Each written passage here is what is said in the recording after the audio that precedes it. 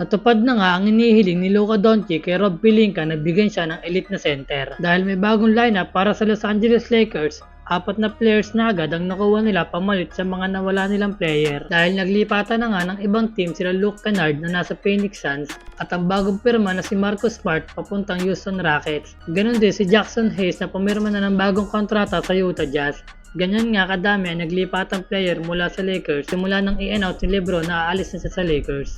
Mukhang hindi nga din sila masaya sa pag-alis ni LeBron James. Umaksyon na agad si Rob Pelinka dahil nga sa mga naglipatan nilang player, kumuha na agad siya ng mga solid na ipapalit. Nandun na nga ang bagong sentro ng Lakers at bagong pirma lang na si Walker Kessler na pumirma ng 4 years, 130 million. Mukhang matutuwa si Luka Doncic dito sa pagkuha nila kay Walker Kessler at magiging backup center nila sa DeAndre Ayton. Mas magiging priority nga nila ang batang big man dahil na din sa may tira ito sa labas. Matapos makuha si Walker Kessler, nandyan din na mapupunta sa Los Angeles Lakers si Sandro Mamu na naglalaro para sa Toronto. 4 years din ang binigay na kontrata ng Lakers para sa nasabing player. Magiging maganda ang pagkuha ng LA dito dahil kahit kalakihan nito ay may shooting sa 3-point area.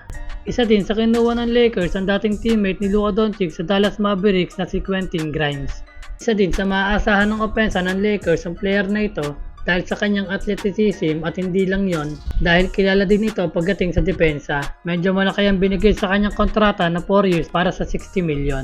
At ang last na kinuha ng Lakers para maging second unit ay si Colin Sexton sa loob ng 2 years. Mukhang magandang move to para sa Lakers para mapatibay ang depensa at mapaayos pa ang magiging galaw ni Luka sa loob ng court.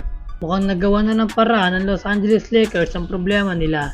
At mukhang malaki na ulit ang potential ng Lakers lalo na sa pagdating ng big man na si Walker Kessler. Ito ang posibleng maging starting 5 ng Lakers. Nandiyan si Luka Doncic, Austin Reeves, Quentin Grimes, Sandro Mamu at Walker Kessler. Anong masasabi nyo sa ginawang ito ni Rob Pelinka para isama kay Luka Doncic at Austin Reeves? Maging magandang move kaya ito para sa Lakers? Ano sa tingin nyo mga idol? Reed defends. Good shot.